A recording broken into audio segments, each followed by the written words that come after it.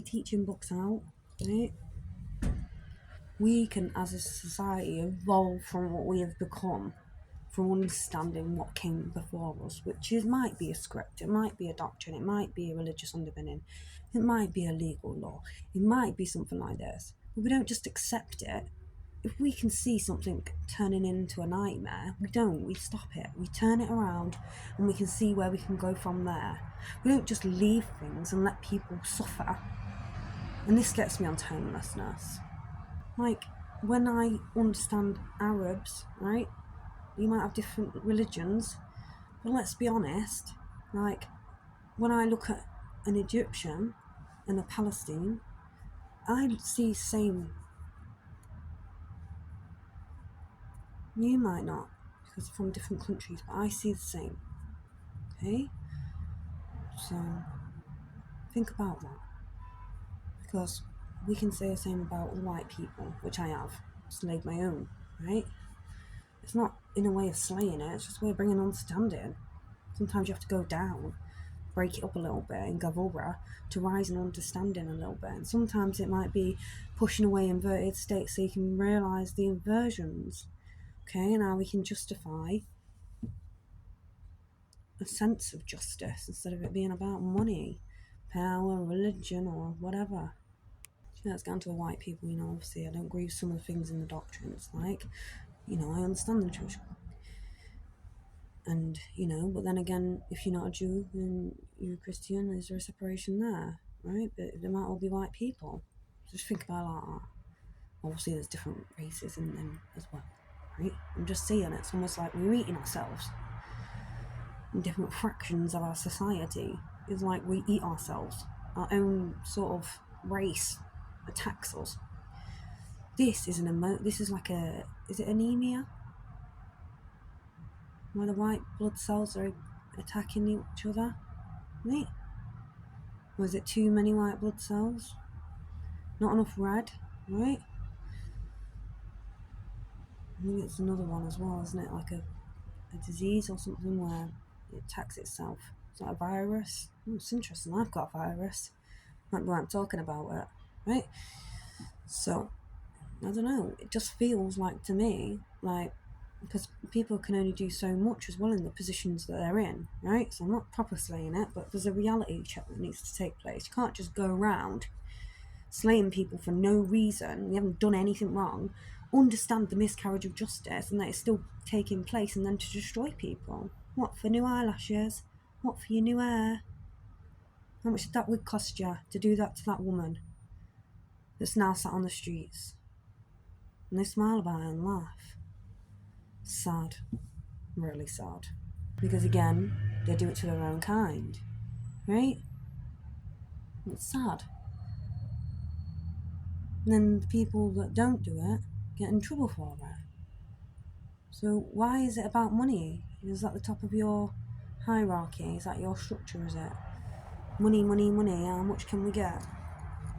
How much can we take from somebody to destroy it? Because what? You're jealous? That's what... Why pick on a different creed? Why do that? Is it a form of racism as well? Is it a form of jealousy? I don't understand you. I don't understand this, okay? So this is probably why I got too till, because I'd sit there and question all those other things, regardless of other aspects of justice and financial commodity. And like, I did go really not as strict, because strictness takes away an aspect of understanding the vulnerabilities in society. You can stand there and shout at somebody, tell them something like, say if they've forgotten something, you're sitting there shouting at somebody, well, that's not good either. So if you've forgotten something, well, that's because you've forgotten something, you've got lots on your plate. You can see past that, you have compassion, okay? So this is when we bring in an aspect of Freemasonry and occults. You have an aspect of compassion and love, okay? And if you don't have that, and you don't hold those qualities, and you choose to like either take somebody out financially, or like hurt somebody, or deem somebody unworthy and take that financial payment, then it kind of makes me question you question your own moral ethics, codes and conducts. So ultimately, when you understand aspects of justice, this is what you sort of like learned first level. You're learning that this is natural, and this is a natural way of life. But what happens when there is injustice and nobody helps, nobody comes? Okay, so this isn't a form of justice. What is justice? Justice is where justice is served. Like, you're not just told off as a petulant child and that's it.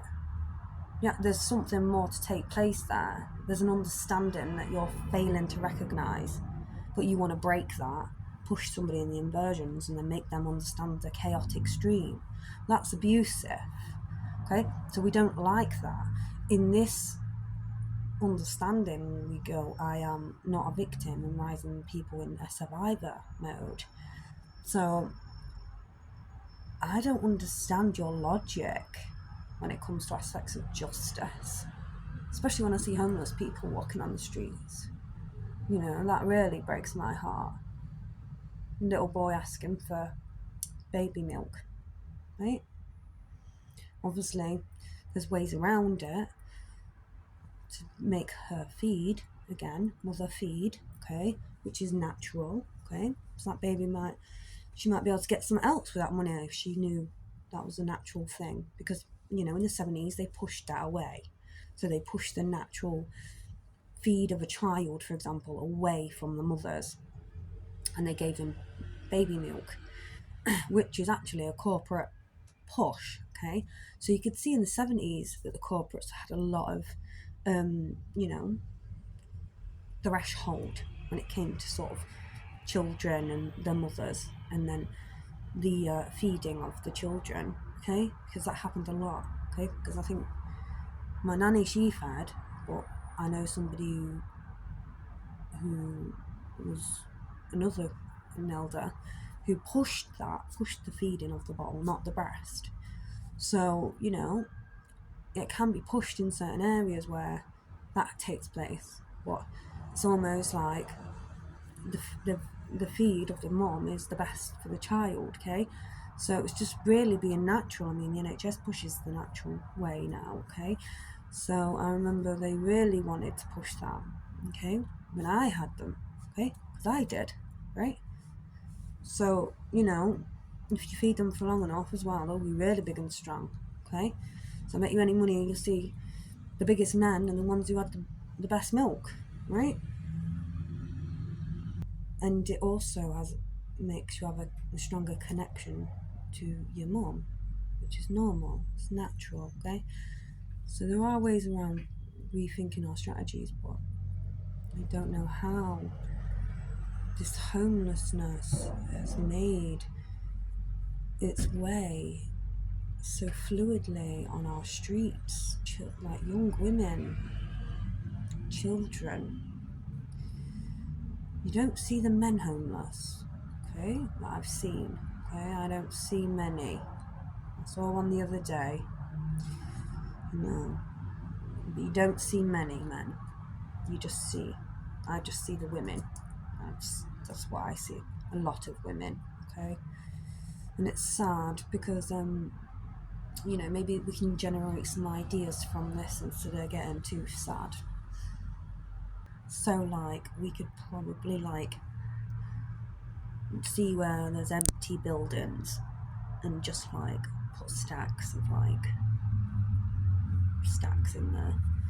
Make certain areas taxless, like just a building, taxless building, like they would a charity organisation, and then just see if we can promote an aspect of charity to there, and then like provide beds, okay, in the unused buildings or unused areas in the buildings, or because I've seen a couple that are, you know, they're not used anymore, really big buildings that we can probably monitor, have some community police and monitor, but not police because that's too,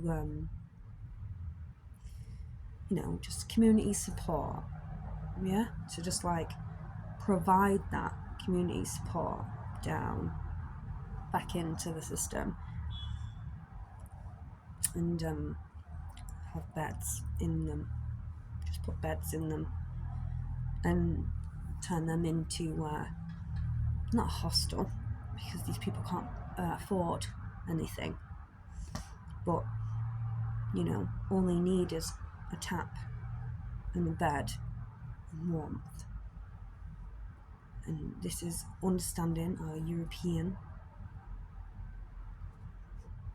Convention of Human Rights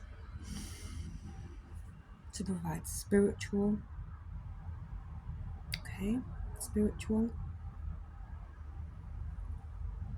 emotional, physical comfort. Okay, this is one of the European Conventions of Rights. This is interesting because we're not in the EU, but we can still hold some of those values. We don't have to go back in there if we don't want to, but we can understand that we can still hold those values and that it's necessary for a safety net, because we can have leaders in this world who can seem like they might be from that working class, but sometimes we can forget. Because if you're so up there in the ranks, and you know, sometimes you need that other lens to see what's going on or to help people. So this would be like just promoting just sometimes dorms as well, so for little families, because there isn't many anymore homeless shelters across the board. They're starting to use hotels, okay, to provide shelter, okay. So the reality is sad for families, okay, because this is how they may be separated, or why they may be separated, because they don't have a place to stay. Now this is sad because it's almost like it's an excuse to do the removals, okay. So that's another thing. We need to have somewhere to put these children and these families, and to just be able to have that shelter, okay, for these people, for the families as well, okay. So you can sort of extend certain things, some spaces that aren't used, you know, and just see it like that, and set a charity-based organisation for that specifically. Why? Because I'm GEMATRIA and I've got to say it, because yeah, I've got to say it now, because it's the point, it's the square root. What do we need? We need shelter, warmth, food. These are natural things that we should have, and it's progressive, okay. So it's not like the EU was completely bad. They just mediaized it and said about all other stuff. So it pushed us out of the EU, made us